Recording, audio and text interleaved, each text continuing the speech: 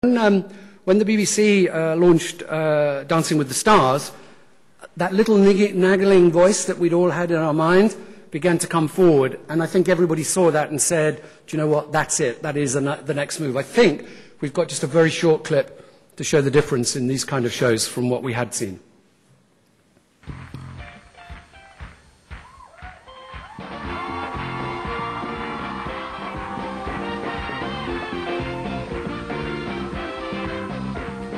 Let's fly away. If you can use some exotic booze, there's a bar in far Bombay. Come on and fly with me. Let's fly away. It's very quick, but the point I'm showing you, the first guy, they're the finals of the two shows. The first guy's a cricketer, and the second guy's a rugby player. And when they started these shows, they'd never danced on ice at all. I don't think they'd done any professional dancing at all. But they're both good-looking guys. They're very fit. They're just retired from professional sport. And the story of their hard journey from not having danced and not having danced on ice through injury and hours of work. These people normally do 40, 50 hours a week of rehearsal. If you get to the finals, that's 10 weeks of 40, 50 hours a week. You sprain your wrist, you bang your head, you get tired, you get cold. And that journey that we took the audience on, and I didn't show you very much of it there, but you've all seen the shows, the journey we took them on to the glamour and the glitz and the romance of a big studio with sexy music and beautiful costumes, and in the case of the ice dancing, actually that childhood dream to fly through the air. It was a very ennobling story and a very enriching story. And this became the new way of doing things.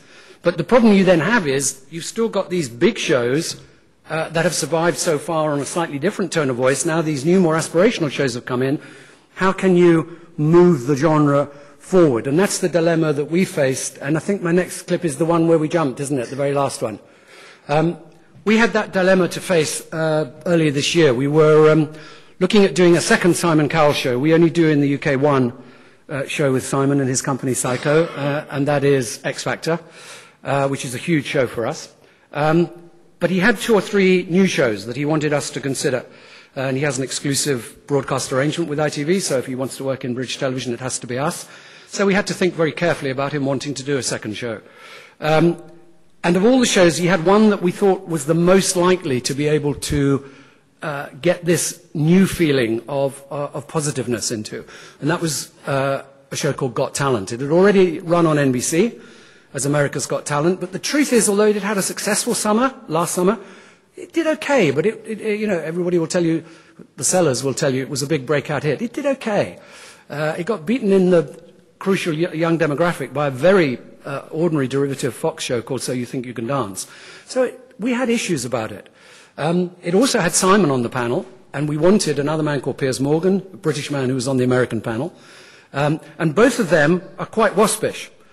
So we had long conversations about how we could catch what we perceived to be a change in mood in these shows, whilst locked into, as we were, the construction of the old come in and audition, and we'll pick from the mads, we'll pick the good. I think the middle judge was crucial. We picked an actress called Amanda Holden, who had been at stage school, who had been in the West End, who had performed at the Royal Variety Performance in front of the Queen. And that was also very important, because in the American show, the prize was $100,000. And again, that seemed to us to just be quite raw, quite naked.